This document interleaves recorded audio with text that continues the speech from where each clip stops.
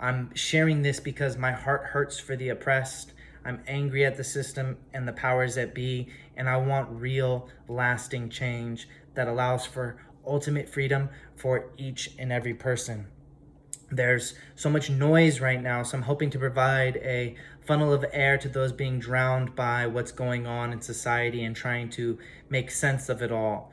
Um, we have to ask better questions if we want better answers. So when everything comes down to it, I want people to be fighting the real enemy, the root of the issues, and the root of the corruption throughout the world.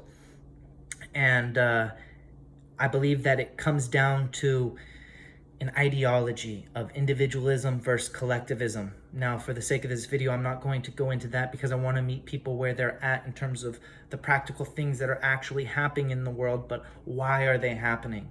Okay, who is behind them? Answer some of those questions and explore how the system was created and why there's so much inequality, why there's so much racial injustice and racial divide, why there's such an economic divide, because there's a lot of battles being fought right now, but we need to get to the root of it if we want to win the war.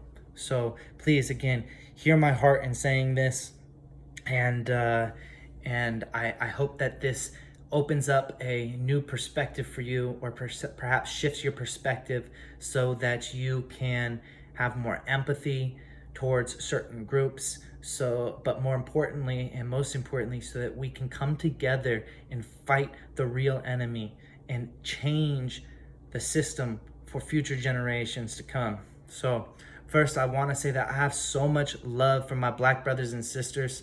Anybody who knows me knows that a lot of my family is Black. Most of my friends are Black. My closest and best friends are Black. I grew up with Black people, and I have so much love for people of color and anybody who advocates for freedom for anybody and everybody. So again, please hear my heart. Continue to do your own research. Gain knowledge, because knowledge is power, and applied knowledge can set you free. Now, with that said, please realize the police are state-run, or should I say deep state-run. Nonetheless, if you were seeing rioters burning innocent small businesses and you were in charge of the country, what would you do? Clearly, it's the police that are doing the rioting and violence along with young, uneducated kids. Peaceful protesters are getting brutalized by military-style police. So if you had the power to supersede the state, would you do it? And if so, how? Perhaps bring in military to control not just the uneducated kids looking for an easy come up from stores, but the obviously corrupt police who are instigating violence. The president called out organizations like George Soros' funded Antifa, who have been sparking riots, destroying shops, and who he believes have infiltrated police to manipulate the public into thinking that 1, the riots are about race so they can blame Black people and cause more divide, and 2, have a reason to use force or even enlist martial law, more control. Now, is that true? Maybe. All I can say is do your own research outside of mainstream media, who has been proven to lie to you over and over again. I mean, we saw cops breaking store windows, setting stores on fire, supplying bricks to peaceful protesters to start riots, throwing away resources like water and milk that would stop the burn of pepper spray. Why would the police be doing this? Who's behind that? These are the questions that we need to ask. We need to ask better questions. And speaking of small businesses, they're the heart of America. It's them who creates jobs and allows people to spend and create, and thus the economy grows. It's what makes the middle class and a comfortable way of life for so many. So if you destroy small businesses, you destroy the middle class. So who would have the motive to destroy small businesses in the middle class? Well, who designed the system? Because that is exactly what the modern day monetary system was designed to move real wealth from the poor and middle class, not to the rich, but to the global elites, aka bankers, and those who control the Federal Reserve, and as well as those carrying out their agenda. And being that the US dollar is the reserve currency of the world, this doesn't just pertain to the United States of America. So how do they move the real wealth from you to them? Well, they do that through fiat currency. Now, what's fiat currency? Essentially, it's debt printed on paper that loses purchasing power over time through inflation, aka your dollars. Think of it as a hidden tax, stealing from hardworking Americans over time. In fact, no country in history has had its currency survive past 98% devaluation. Guess where the dollar is at on that scale? Bingo, 98% and increasing every QE. So what's QE? That's quantitative easing. You've probably heard it on the news, but basically it's printing money out of thin air and adding it to the economy. It's like pumping fake money into the market, except for every time they do it, you lose more and more purchasing power. The dollar gets weaker and weaker. You go to the store, $20 goes a lot less, get you a lot less.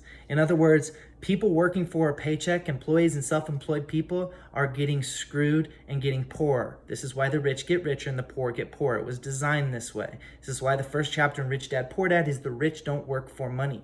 They work for assets, things that produce real utility and provide real value to the world.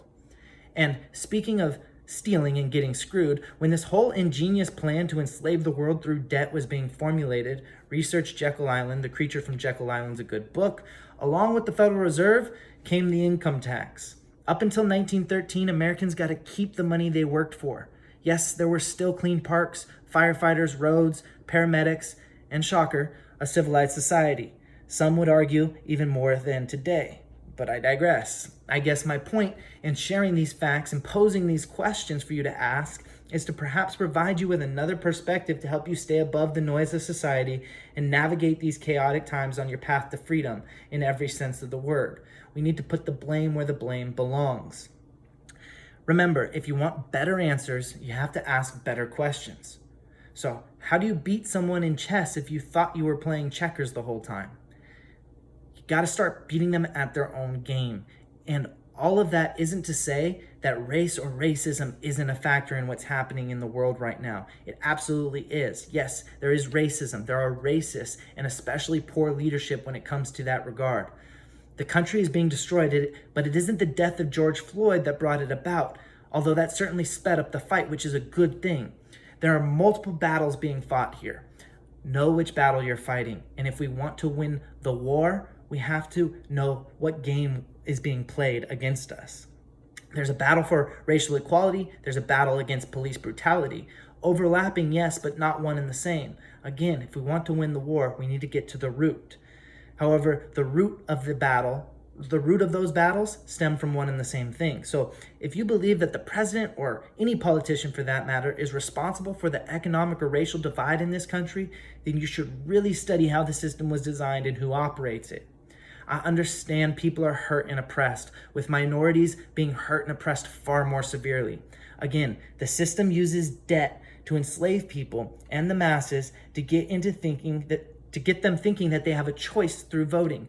But it's all to create the illusion of freedom. And yes, due to the ethnicity of those in power, mostly Jewish and white, the system is rigged against blacks and Latinos. America is not free at all. Fighting against racism is commendable, and I'm right there with you. However, fighting to overthrow the global elite system of enslavement from which our life flows is the only way to create real and lasting change. More laws to protect people is not the answer. Bad people don't follow laws anyway. If you want real change, take responsibility upon yourself to get educated on the banking system, what money is, who controls it, and what their agenda might be and why. The world is not what has been taught to us, and freedom can be ours if we come together and fight the real enemy, fight the problem at the root. So please do research, ask better questions, seek truth, share knowledge, and fight the real enemy. Follow the money, and it will set you free.